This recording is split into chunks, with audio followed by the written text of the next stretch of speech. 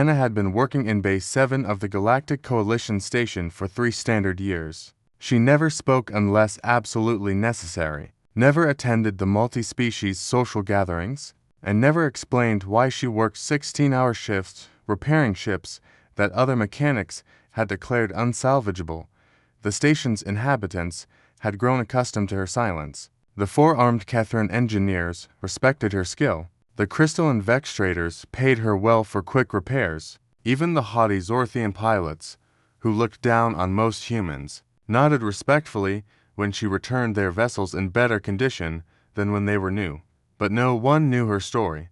Daniel Reeves, the newly appointed human diplomatic liaison to the coalition, arrived on a Tuesday. Young, ambitious, and armed with degrees in xenopolitical studies, he was everything Anna was not: talkative, curious, and eager to understand every species, every custom, every unspoken rule of station life.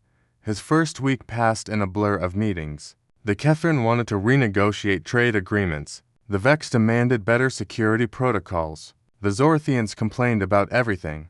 But one conversation caught his attention.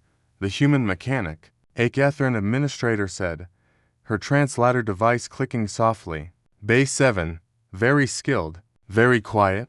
She fixed our diplomatic cruiser last month in half the estimated time. I should introduce myself, Daniel said. Professional courtesy between humans and all. The Catherines for eyes blinked in a pattern Daniel's cultural database identified as amusement. You can try. Others have. Base 7 smelled of metal, coolant, and ozone. Daniel found Anna beneath a Zorthian fighter, only her legs visible, sparks cascading around her as she welded something deep in the ship's undercarriage. Hello, he called out cheerfully. I'm Daniel Reeves, the new diplomatic liaison. Thought I'd introduce myself to fellow humans on the station. The welding stopped. A long silence followed. Then Anna rolled out on her mechanic's crawler. Safety visor still down. Busy, she said. One word. Her voice was rough from disuse. I can see that. Impressive work. How long have you been? Busy, she repeated, and rolled back under the ship.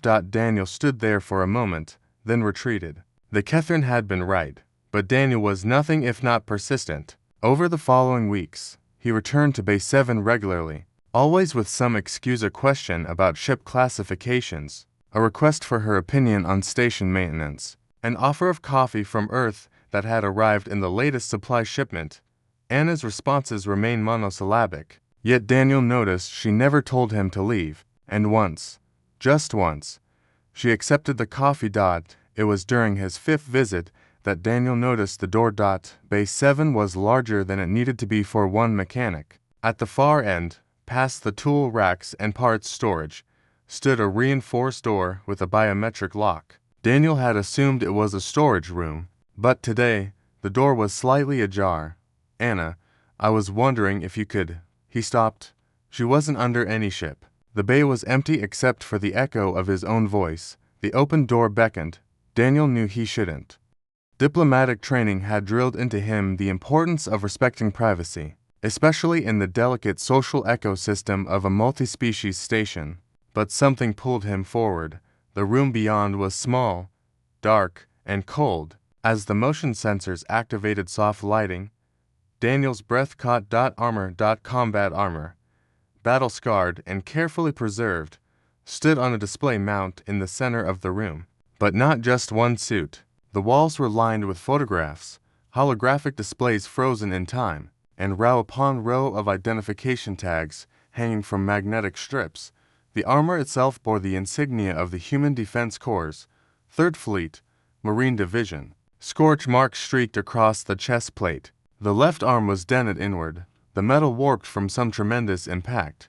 But it had been cleaned, maintained, honored. The photographs showed faces, young faces, smiling faces, human faces in various poses, some informal military portraits, others candid shots of soldiers laughing, eating, playing cards. Daniel counted 27 different people. Above the armor, a single plaque read, Epsilon Station, Defense of the Outer Colonies. They held the line. You weren't supposed to see this. Daniel spun around. Anna stood in the doorway, her expression unreadable. "I'm sorry. I didn't mean to. Epsilon Station was a mining colony," Anna said quietly, her voice stronger now, as if unlocked by his intrusion. "When the Kriviks invaded, before the Coalition formed the Mutual Defense Pact, we had 28 Marines stationed there. I was their combat engineer, kept their armor running, their weapons firing, their shields charged." She walked past him, standing before the armor display. "The Kriviks had 12 warships. We had one defensive platform and a dream. The Marines held them off for 6 days while we evacuated 40,000 colonists. All of them made it out." Her hand touched the scarred chest plate. 27 Marines didn't. "And you?" Daniel asked softly.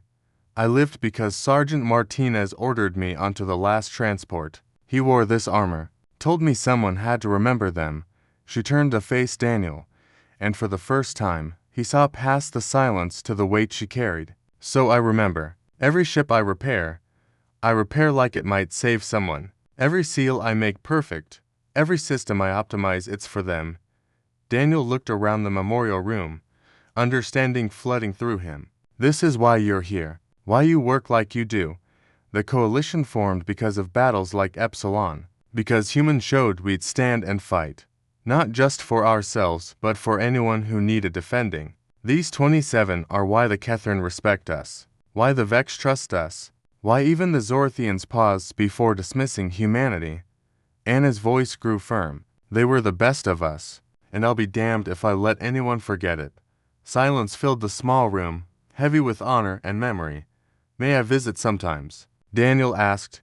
"To remember with you." Anna studied him for a long moment, then nodded. "They'd like that," she said. They always appreciated good company. From that day forward, Bay 7 had the regular inhabitants. Anna still worked in silence, still repaired the irreparable. But once a week, Daniel would join her in the memorial room, and she would tell him stories of Martinez's terrible jokes, of Chen's cooking that somehow made military rations taste worse, of Okonkwo's philosophical debates, of Rodriguez's singing voice that could shatter glass. The station's inhabitants noticed the change. The human mechanic smiled occasionally now. She attended one social gathering, standing quietly in the corner, but present nonetheless, and when a young Kethrin engineer asked why humans seemed so determined, so resilient, so unwilling to accept defeat, Daniel told them about Epsilon Station, about 27 Marines who held the line, about one engineer who carried their memory in everything she built, every ship she saved, every life she touched through her work. That was the human way, he explained. They remembered their heroes, and in remembering, they honored them by being worthy of the sacrifice. In Bay 7, beneath the soft lights of the memorial room, Anna worked on, silent, skilled, and forever faithful to the 27 who taught the galaxy what humanity meant.